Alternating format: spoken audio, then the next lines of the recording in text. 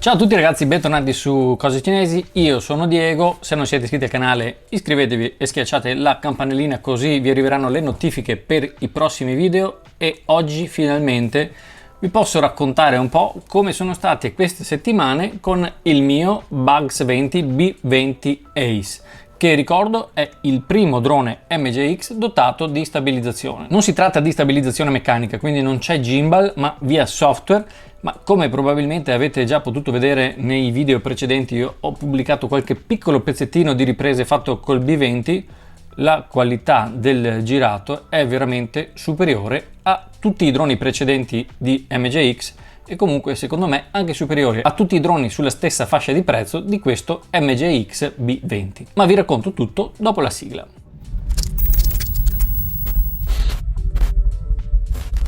Ed eccolo qua il Bugs 20 di MJX, l'ammiraglia attuale perlomeno della linea MJX. MJX è un marchio che prima di tutto voglio ringraziare perché mi consente di portare a voi che seguite me, che seguite questo canale, i contenuti che state guardando, tipo quello che state guardando, cioè le prove di questi droni che sono le novità del momento. E voglio ringraziare anche MJX che tra le altre cose si è imposta sulla concorrenza, sui suoi competitor a livello globale per la sua costanza nei suoi modelli, ma anche per la coerenza di tutti i suoi modelli. Cosa intendo? MJX da quando ha cominciato a fare i primi droni con GPS ha scelto degli standard sia sul display grafico del radiocomando sia come comandi sul radiocomando stesso. Dal primo modello, si parla di 3-4 anni fa ormai, fino ad oggi le mosse da fare con gli stick, le operazioni prevolo sono sempre le medesime, come sono sempre gli stessi i comportamenti del drone in caso di autoritorno automatico o di sicurezza per la batteria. Insomma, c'è una linea, un fil rouge che unisce tutti i droni del marchio MJX. Ne avete utilizzato uno, li potete usare tutti perché c'è praticamente lo stesso sistema di pilotaggio. Ma vediamolo un po' nel dettaglio questo MJX Bugs 20, che come vedete è un drone che non è pieghevole, le eliche non sono pieghevoli, le braccia non sono pieghevoli. Praticamente è una specie di Bugs 5 per chi l'ha presente, solamente è un po' più alto a livello di altezza, i piedini sono un po' più alti, per il resto le caratteristiche, le misure sono praticamente uguali e invariate. Solo che in questo caso la camera, come vi anticipavo, è una 4K reale a 30 frame al secondo, oppure, udite udite, 1080p, quindi Full HD a 60 frame al secondo, e credo sia il primo drone della fascia economica. Parliamo di 130-140 euro ragazzi, quindi veramente con queste caratteristiche è un prezzone dal mio punto di vista. È la prima volta che si può avere un 60 frame al secondo in Full HD su droni di questo prezzo. La camera, che come potete vedere è sorretta da questi gommini attaccata al frame del drone, e questi qui già per loro conto aiutano a diminuire quelle che sono le vibrazioni che possono ripercuotersi sul nostro video mentre stiamo volando. Quindi i gommini fanno la loro parte, ma la parte software, cioè il software che gestisce il video che registriamo, è quello che la fa da padrona.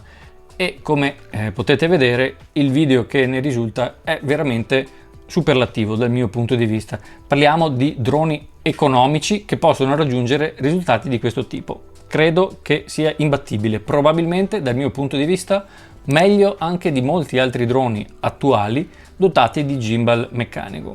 Dal mio punto di vista, ripeto, questo qui è il numero uno come qualità. Come voi sapete già, probabilmente io ho anche l'SG 906 Pro che è dotato di gimbal, ma il video di questo Bugs 20 è sicuramente migliore del SG 906 Pro.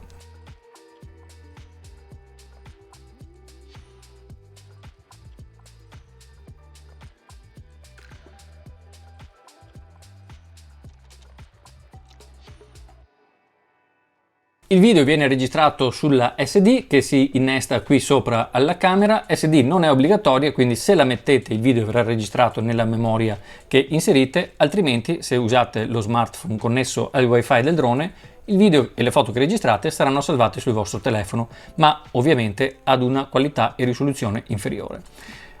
Una puntualizzazione sulla SD che è compatibile fino a 128 GB dichiarata da MJX. MJX stessa suggerisce di utilizzare una SD di qualità. Cosa vuol dire di qualità? Vuol dire una SD veloce, perché il flusso dei dati che vengono registrati è elevato e quindi bisogna utilizzare una buona SD. Magari vi lascio il link sotto ad un paio che utilizzo io senza problemi. Comunque le specifiche di quelle suggerite da MGX sono una classe 10 U3 V30. La camera è anche orientabile da radiocomando con una rotellina e può puntare ovviamente verso avanti oppure anche verso terra. L'escursione è di 90 gradi. Molto comoda questa cosa per fare delle riprese un po' creative quando magari si sale e ci si inquadra dall'alto.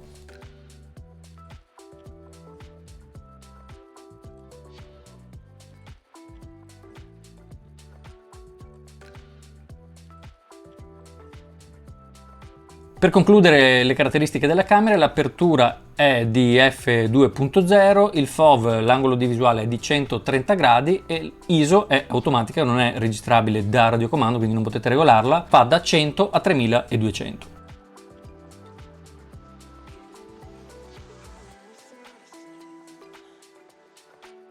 Come vi dicevo, il drone non è pieghevole né le eliche né le braccia, il peso è superiore ai 250 grammi, siamo sui 540 grammi e quindi per poterlo utilizzare è richiesto l'attestato, il patentino, chiamiamolo così, che si fa online. Parliamo della batteria che è una 3600 mAh, garantisce circa 20 minuti di uso a seconda se volate in velocità lenta o veloce ed è di tipo smart, si ricarica attraverso il connettore di tipo C presente sulla batteria e le celle si autobilanciano. Ho provato a misurare la tensione qui sui vari pin, ma non si può rilevare la tensione delle celle singole in quanto viene fatto un bilanciamento interno e qui esce sempre la tensione finale. Il livello di carica della batteria, oltre ad essere visibile sul display del radiocomando, è visibile anche con i LED che si illuminano a seconda appunto di quanta carica residua c'è ancora nella nostra batteria. A seconda del caricabatterie che utilizzate per caricarle, ci potete impiegare fino a 5 ore per ricaricare una singola batteria. Oltre al GPS, del quale parliamo tra un secondo, il drone è equipaggiato dai sensori ottici qui sotto. Vedete, ci sono due LED che si accendono e si spengono dal radiocomando e servono a illuminare l'area sottostante il drone. E qui c'è la videocamera della VPU che inquadra il terreno, che aiuta a mantenere la posizione al drone quando non è presente il GPS, quindi o quando perdiamo il segnale, anche se è molto difficile all'esterno, o per l'uso indoor. Si accendono i due LED e si utilizza la modalità non GPS utilizzando la VPU inferiore.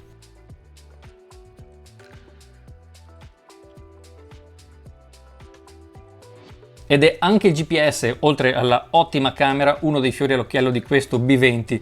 Il GPS è estremamente preciso. MGX ha fatto una crescita fenomenale sotto questo aspetto. Ogni drone ha migliorato sempre di più l'affidabilità del sistema GPS. Oltre ad avere modalità di volo avanzate che si possono abilitare dal nostro smartphone, quali sono l'Orbit Mode, il Follow Me oppure il Waypoint Mode, il GPS a bordo del drone ci consente di volare in assoluta sicurezza, perché se perdiamo il segnale quando siamo lontani, il drone torna indietro e atterra al punto di decollo. Se premiamo un tasto sul radiocomando, il drone torna indietro e atterra al punto di decollo. Infine, se la batteria del drone è scarica quando siamo in volo, il drone torna indietro e se estremamente scarica addirittura atterra, altrimenti si limita a tornare indietro e ci consente di volare ancora ma entro un certo limite di distanza da noi che lo stiamo pilotando. Quindi 3 sistemi di sicurezza veramente efficaci che ci consentono di pilotarlo con estrema serenità.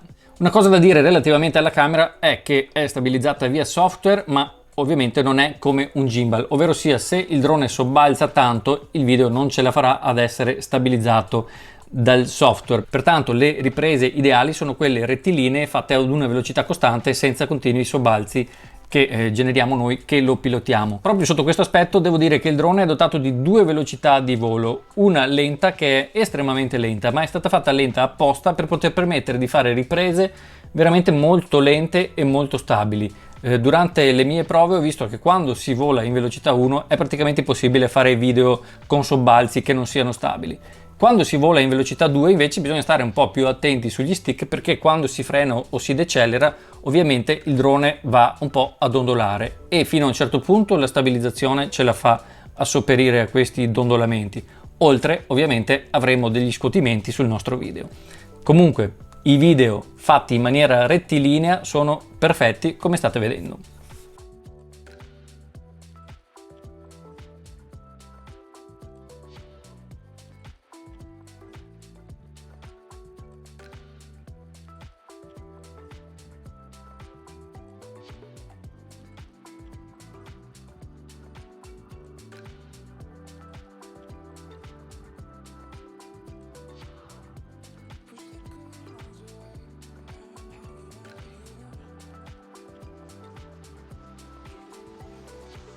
E vi dicevo del radiocomando che è sempre lui, come negli ultimi modelli di MJX, l'estetica è sempre quella, il display è sempre quello, i modi di uso sono sempre quelli. Se volete avere una guida specifica a come si utilizza questo radiocomando, vi lascio il link qui sopra alla recensione del Bugs 7 che ho fatto qualche mese fa, dove specifico per bene come si possono utilizzare i droni di MJX, quindi il radiocomando e anche le operazioni pre-volo del nostro Bugs 20. E infine ho tenuto per ultimo una delle voci che magari a voi maggiormente interessa, o perlomeno a molti di voi interessa quando pubblico i video, mi viene sempre chiesto quanto è il range di questo drone, cioè quanto lontano può andare questo drone. Allora, con questo modello ho battuto praticamente tutti i record di distanza con segnale video, con il ritorno video sul telefono. Sono arrivato con il Bugs 20 a 650 metri di distanza con il segnale video sul telefono. A 650 metri ho perso il segnale video e ho deciso di tornare indietro. Comunque fino a 650 metri il ritorno video sullo smartphone era perfetto. Tenete a mente che comunque ovviamente il range è soggetto a moltissime variabili, quali possono essere il meteo di quel giorno, la località dove state pilotando, ovvero sia se ci sono o meno interferenze, nonché la bontà della trasmissione e ricezione del wifi del vostro smartphone che utilizzate. Insomma, ci sono molte cose che possono influire su questa distanza. Io sono arrivato a 650 metri, voi potreste arrivare a meno, ma anche oltre, dipende appunto da tanti fattori. In definitiva, questo B20 con Ace, con la stabilizzazione dell'immagine elettronica, mi ha davvero impressionato per affidabilità, ma soprattutto per qualità del video registrato, che ritengo essere in assoluto la migliore di tutti i droni sulla fascia di prezzo al quale è venduto, ovvero sia, ripeto, dai 130 ai 140 euro. L'unico aspetto che può dar fastidio o storcere il naso a qualcuno sarà che questo drone non è appunto pieghevole o tascabile, quindi ragazzi, dovrete portarlo in giro con uno zaino. Ma se questo non vi spaventa e volete e vi piace fare video, è proprio il Bugs 20 Ace il drone che fa per voi. Bene ragazzi, adesso ditemi voi che cosa ne pensate di questo Bugs 20 Ace. Avete capito che a me piace veramente un sacco e ve lo consiglio. Nei commenti qui sotto scrivetemi che cosa ne pensate, oppure fatemi domande se avete qualche curiosità. Vi invito ad iscrivervi al canale e a premere la campanellina per ricevere le notifiche ogni qualvolta io caricherò un video. Sotto in descrizione vi lascio anche il link al Bugs 20 dove acquistarlo al miglior prezzo, alla scheda SD che vi consiglio e che utilizzo io, e anche al canale Telegram delle offerte, dove quotidianamente vengono pubblicate appunto delle offerte, i coupon e gli sconti per poter acquistare dispositivi come questo drone al miglior prezzo. Iscrivetevi anche su Telegram. Vi ringrazio per la visione e ci troviamo sempre qui su Cose Cinesi con il prossimo video. Ciao a tutti!